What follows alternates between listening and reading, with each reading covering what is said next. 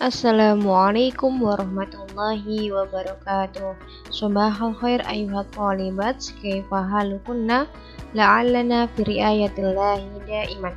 Taib fi hadha sabah sanata'allam anni sirah an-nabawiyah.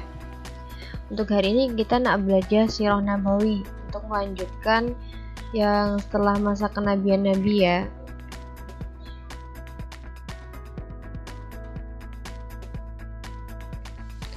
Rasulullah SAW dan Abu Thalib, yaitu pamannya. Orang-orang Quraisy disibukkan oleh upaya dakwah Rasulullah SAW. Mereka saling mendorong untuk menghentikan dakwah Rasulullah SAW.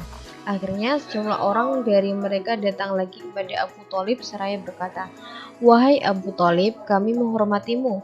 Kami telah mengharapkanmu untuk menghentikan keponakanmu. Akan tetapi kamu tidak melakukannya. Sungguh kesabaran kami telah habis. Kami tidak bisa mendengar terus-menerus Tuhan-Tuhan nenek moyang dan angan-angan kami dicerca. Jika tidak, maka kami akan memerangimu dan Muhammad, hingga salah satu pihak menemui kekalahan." Jadi karena dakwahnya Rasul secara terang-terangan setelah turunnya surat Al-Hijr, jadi Rasul berdakwah dengan terang-terangan di Bukit Sofa. Nah, banyak dari kaum kafir Quraisy itu yang tidak setuju, menolak, dan mereka itu mengancam Abu Thalib, yaitu pamannya Nabi, untuk menghentikan Nabi dalam berdakwah. Abu Thalib benar-benar berasa berat jika harus berpisah dengan kaumnya dan dimusuhi mereka, tetapi ia tidak rela menyerahkan Rasulullah SAW ke tangan mereka. Maka ia datang menemui Rasulullah SAW seraya berkata, "Wahai keponakanku, sesungguhnya kaumku telah datang kepadaku dan berkata demikian, maka sayangilah diriku dan dirimu sendiri, dan janganlah engkau bebankan kepadaku perkara yang aku tidak sanggup menanggungnya." Jadi karena ancaman tersebut, Abu Thalib itu tidak mau berpisah dengan kaumnya, yang mana kaum Bani Quraisy. Jadi Abu Thalib itu tidak mau dimusuhi. Rasulullah SAW mengira bahwa Abu Thalib telah berubah sikap dan tidak lagi mau membela dan melindunginya. Maka Nabi SAW berkata kepadanya, "Wahai paman, demi Allah, seandainya mereka meletakkan matahari di tangan kananku dan rembulan di tangan kiriku, agar aku meninggalkan perkara ini hingga Allah menenangkannya, atau aku binasa dan memperjuangkannya, niscaya aku tidak akan meninggalkannya." Jadi Rasulullah itu menduga bahwasanya pamannya itu tidak lagi mau mendukung dan melindungi Nabi Muhammad. Nah, beliau dan berkata bahwasanya beliau itu tidak akan meninggalkan agama Islam atau ajaran yang diberikan Allah kepada Nabi. Jadi beliau itu tidak akan meninggalkannya meskipun mau dikasih apapun atau imbalan sebesar apapun. Setelah itu Rasulullah SAW menangis, lalu berdiri dan beranjak pergi. Ketika Rasulullah SAW mulai melangkahkan kaki, Abu Thalib memanggilnya, "Kesinilah wahai anakku." Rasulullah SAW pun memenuhi panggilannya. Abu Thalib berkata, "Teruskan dan serukanlah apa yang kamu inginkan. Aku akan senantiasa membelamu." Jadi di sini maksud pamannya itu baik, yaitu apabila Rasulullah tidak mau berhenti, maka pamannya itu akan selalu membela dan mendukung beliau. Tahap selanjutnya, penyiksaan kaum kafir Quraisy terhadap kaum muslimin. Rasulullah SAW terus menyeru ke jalan Allah SWT, sementara orang-orang kafir Quraisy sudah merasa tak berdaya untuk membujuk atau mengancam Rasulullah SAW dan Abu Thalib. Jadi karena peristiwa tadi, Rasulullah itu tetap berdakwah dan menyeru ke jalan Allah, yaitu dalam membawakan agama Islam. Akhirnya mereka melancarkan kemarahan kepada para pengikut Rasulullah yang tidak mempunyai kedudukan tinggi di tengah kaumnya. Jadi untuk menghentikan Rasulullah itu dimulai dari pengikutnya Rasul, yang mana para budak seperti itu yang nggak ada gelarnya, makanya mereka akan menyiksa kaum pengikut Rasulullah. Kaum muslimin disiksa, dipenjara, dan tidak diberi makan dan minum. Bilal bin Rabah yang telah masuk Islam dijemur oleh majikannya yang bernama Umayyah bin Khalaf di tengah panas yang sangat dingin. Ia ditelentangkan lalu dadanya ditindih dengan batu yang sangat besar. Umayyah berkata kepadanya, "Kamu akan seperti ini terus sampai kamu mati atau kamu mengingkari ajaran Muhammad dan menyembah Lata dan Uzza." Lata dan Uzza itu adalah berhala besar yang ada di Ka'bah dulunya. Akan tetapi Bilal tetap tabah seraya menyerukan Ahad, Ahad. Ahad itu artinya Allah Maha Esa. Jadi Ahad itu kan Ahadun, satu. Jadi bahasanya Allah Maha Esa, jadi minta pertolongan dari Allah. Jadi Bilal bin Rabah itu adalah budaknya Umayyah. Nah, budaknya Umayyah bin Khalaf. Bilal itu akhirnya karena melihat sisaan tersebut sama Nabi itu, Bilal dibeli, dimerdekakan gitu. Bilal bin Rabah itu adalah menjadi sahabatnya Nabi yang pertama kali menyatakan azan di sejarah Islam. Akhirnya, beberapa saat kemudian lewatlah Abu Bakar. Dia menukar Bilal dengan seorang budak berkulit hitam yang badannya lebih kuat. Diceritakan juga bahwa Bani Makhzum menyiksa Ammar bin Yasir bersama kedua ibu bapaknya. Di bawah terik matahari yang sangat menyengat ketika mereka peristiwa ini, Rasulullah berkata, "Bersabarlah wahai keluarga Yasir, imbalan bagimu adalah surga." Ibu Ammar telah dibunuh karena ia tidak mau keluar dari ajaran Islam. Jadi bukan hanya Bilal saja, tetapi Ammar juga keluarganya Yasir. Yasir itu ayah ya. Nah, dari keluarganya Yasir itu yang selamat itu hanya anaknya yang bernama Ammar ya. Mus'ab bin Umair, seorang pemuda Mekah dari keluarga kaya. Ia tampan dan selalu berpenampilan mewah. Tatkala Rasulullah mengajarkan ajaran Islam di rumah Arqam bin Abil Arkam, ia datang ke rumah itu dan menyatakan keislamannya. Jadi ada Mus'ab bin Umair. Walaupun Mus'ab telah masuk Islam, akan tetapi ia tetap merasakan keislamannya karena takut dimusuhi ibu dan kaumnya. Ia selalu datang kepada Rasulullah SAW dengan sembunyi-sembunyi. Ketika ia melakukan sholat, Utsman bin Tolha mengetahuinya, lalu hal itu diberitahu kepada ibu dan kaumnya.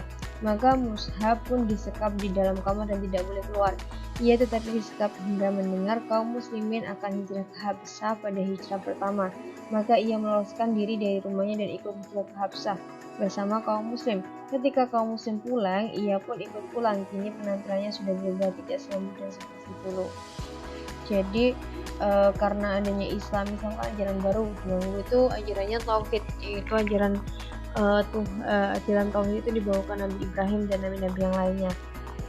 Mengetahui Islam itu masih baru, jadi banyak yang mengingkari ataupun tidak percaya dengan ajaran itu. Jadi para pengikutnya mulai disiksa oleh orang-orang kafir Quraisy.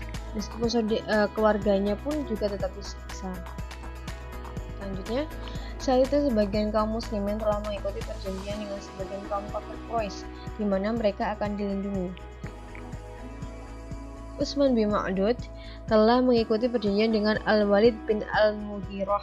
Akan tetapi setelah beberapa waktu ia membatalkan perjanjian itu. Ibnu Ma'dud berkata, "Saya sangat senang jika tidak mengikat perjanjian selain dengan Allah." Jadi Ibnu Ma'dud itu tidak mau mengikat perjanjian atau berjanji terhadap kaum perjanjian kaum kafir. Jadi Imam Ma'dud itu lebih baik tidak mengikutinya. Diceritakan bahwa telah terjadi percakapan antara Ibnu Ma'dud dengan salah seorang kaum musyrik yang membuat kaum musyrik itu marah dan menampar matanya hingga bengkak.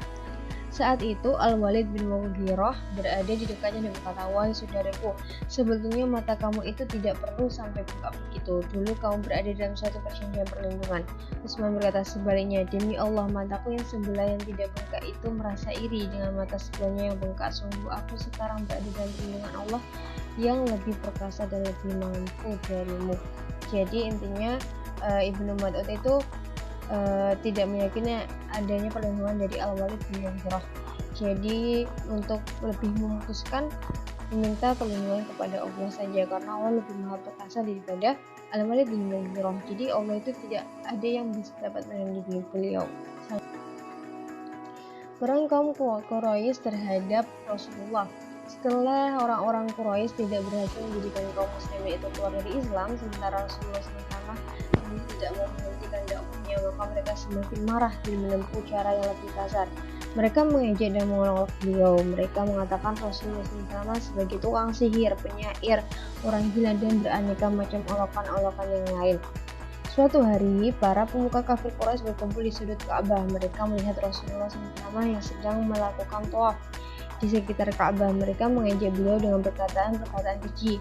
Rasulullah SAW berhenti dan berkata kepada mereka, "Wahai sekalian kaum Quraisy, dengarkanlah, demi zat yang jiwaku berada di tangannya, aku datang kepada kalian dengan hewan sembelihan." Maka mereka pun menghentikan perkataan kasar mereka dan bersikap ramah terhadap Rasulullah SAW. Jadi karena dakwah Nabi itu ini masih meskipun melalui rintangan yang cukup banyak, tapi Nabi itu tidak putus asa untuk selalu berdakwah. Jadi hampir semua kafir Quraisy itu mengolok-olok, mengejek-ejek dan menyiksa Rasulullah. Selanjutnya pada keesokan harinya ketika di tempat yang sama mereka melihat Rasulullah SAW sedang melakukan tawaf lagi. Tawaf itu mengelilingi Ka'bah ya, seperti haji seperti itu. Maka dengan serentak mereka mengepung Rasulullah SAW. Ada yang menarik baju Rasulullah. Melihat kejadian itu, Abu Bakar radhiyallahu anhu bangkit dari duduknya dan berkata sambil menangis, apakah kalian akan membunuh orang hanya karena ia mengatakan Tuhan itu adalah Allah? Maka mereka menyingkir dari Rasulullah SAW. Pada hari yang lain, Abu Bakar radhiyallahu anhu mendapati orang-orang kafir itu sedang menyakiti Rasulullah SAW. Ada yang memukul kepalanya dan ada yang menarik jenggotnya. Suatu hari Rasulullah SAW keluar rumah dan setiap orang yang disampainya, baik itu orang merdeka atau budak, pasti mengejeknya. Maka Rasulullah SAW pulang dan menyelimuti dirinya dengan selimut. Maka Allah SWT menurunkan firman-Nya, wahai orang yang berselimut, bangun dan berilah peringatan. Surat Al-Mudaththir. Jadi surat Al-Mudaththir itu adalah wahyu kedua. Yang pertama yaitu surat Al-Alaq ayat 1-5 dan wahyu kedua adalah Al-Mudaththir 1-2. Jadi karena adanya perolokan tadi dan Rasulullah itu lebih menyelimuti dirinya dan untuk tinggal di rumah, Allah itu berfirman dan menurunkan peringatan bahwasanya Nabi untuk bangun dan memberikan peringatan. Selanjutnya, pemukulan orang-orang Quraisy terhadap Abu Bakar radhiyallahu anhu.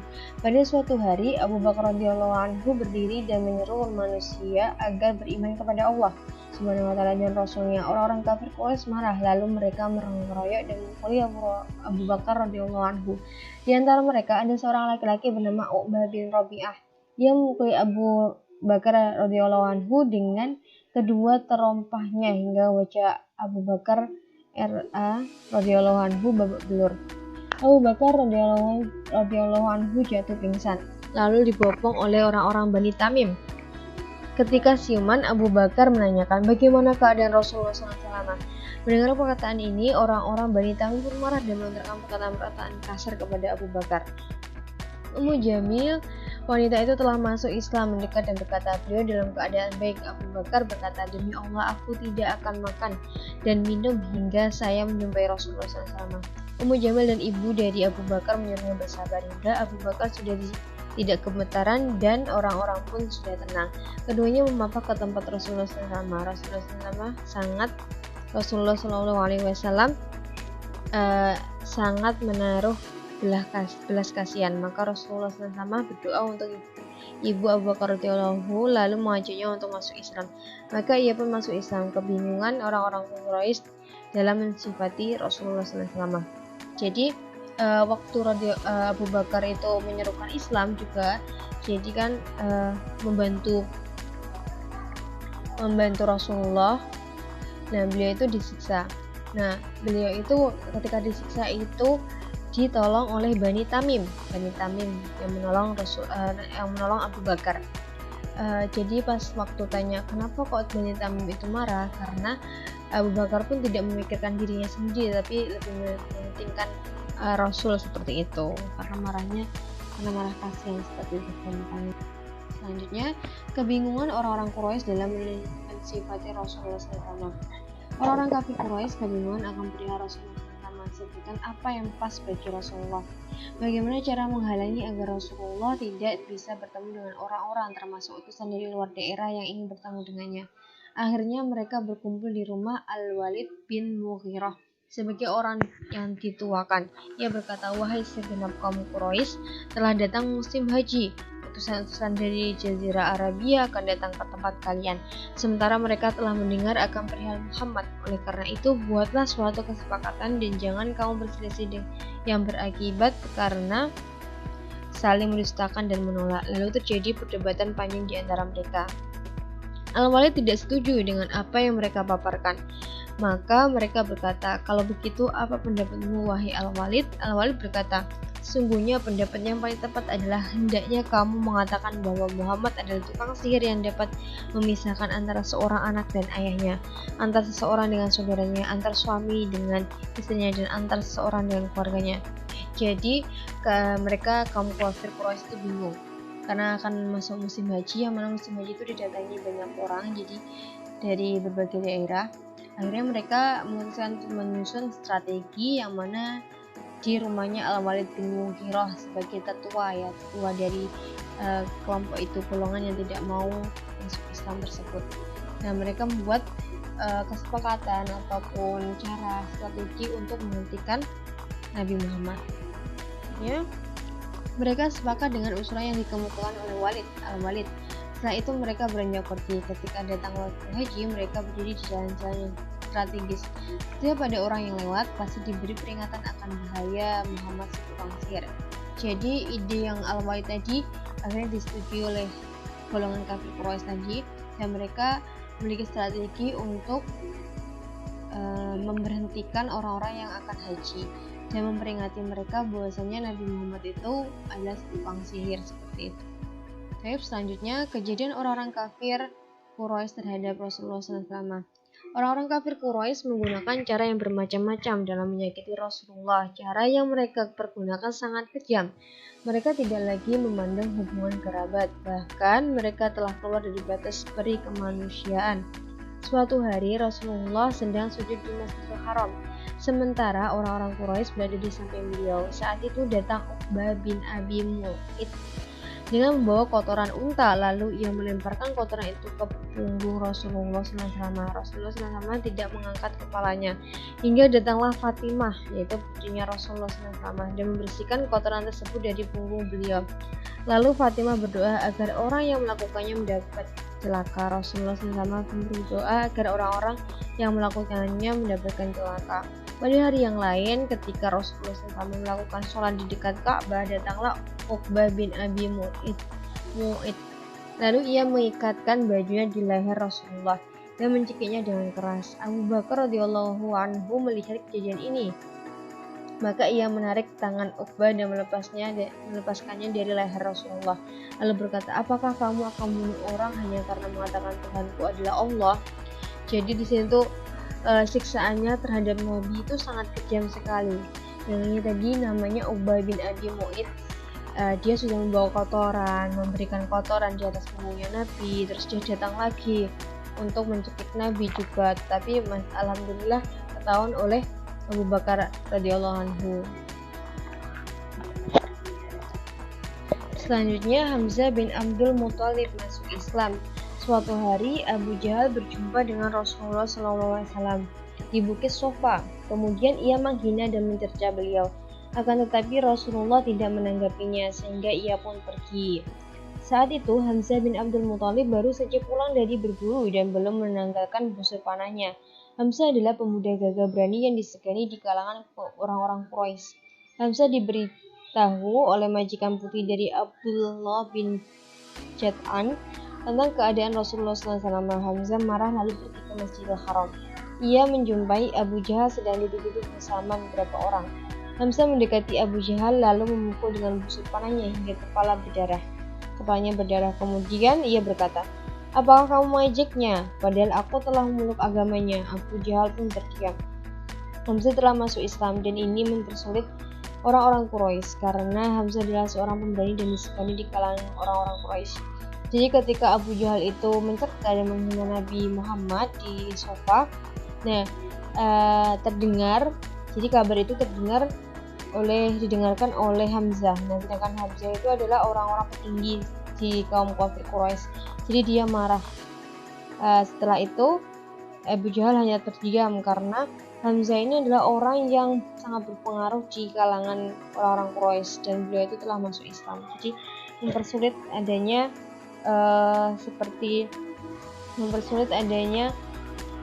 pemberhentian agama Islam. Selanjutnya, dialog antara Utbah dan Rasulullah SAW. Tatkala orang-orang Quraisy mengetahui bahwa pengikut Rasulullah SAW semakin bertambah, maka Utbah bin Rabi'ah minta izin kepada orang-orang Quraisy untuk datang kepada Rasulullah guna menawarkan kepadanya beberapa hal dengan harapan Rasulullah SAW menerima tawaran tersebut dan mau menghentikan dakwahnya. Orang-orang Quraisy memberinya izin. Utbah mendatangi Rasulullah seraya berkata, "Wahai anak saudaraku, sesungguhnya kamu tahu kedudukanmu di mata kami. Kami telah datang dengan kaummu dengan membawa perkara yang amat besar. Kamu cerai-beraikan mereka, kamu lecehkan angan-angan mereka, kamu hinakan Tuhan-Tuhan mereka, dan kamu hinakan nenek moyang mereka. Oleh karena itu, dengarkanlah tawaran kami, semoga kamu menerimanya." Rasulullah SAW berkata, "Silahkan wahai Abdul Wahid." Jadi Abdul Wahid itu panggilannya dari Utbah tadi. Akan saya dengarkan.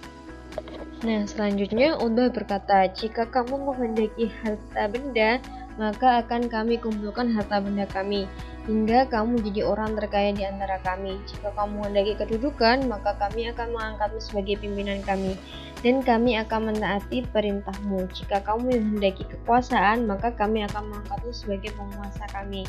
Jika yang datang kepadamu saat ini adalah jin yang merasukimu dan kamu tidak bisa menghindar darinya, maka kami akan mencarikan tabib-tabib dan kami relakan harta dari kami hingga kamu dapat disembuhkan." Jadi Utbah itu datang untuk menawarkan segala suatu cara agar beliau itu, Nabi Muhammad itu berhenti dari dakwahnya.